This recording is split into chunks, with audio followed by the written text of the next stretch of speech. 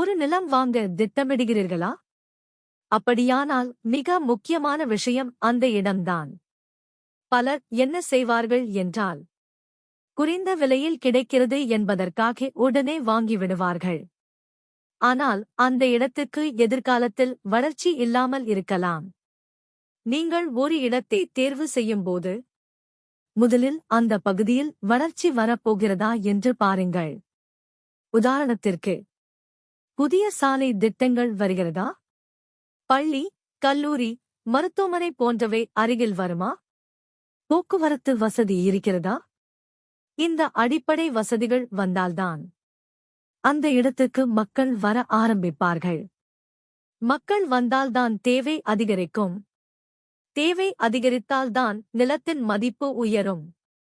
இன்னொரு முக்கியமான விஷயம் என்னவென்றால், ஏற்கனவே வளர்ச்சி அடைந்த இடத்தை வாங்குவதற்கு பதிலாக வளர்ச்சி அடைய இருக்கும் இடத்தை தேர்வு செய்தால்தான் நீங்கள் நல்ல லாபம் பார்க்க முடியும். ஆகையால் நிலம் வாங்கும்போது விலை குறைவாக இருக்கிறதா என்று மட்டும் பார்க்காதீர்கள். அந்த இடத்துக்கு எதிர்கால வளர்ச்சி இருக்கிறதா என்று பாருங்கள். அதுவே புத்திசாலித்தனமான முதலீடு.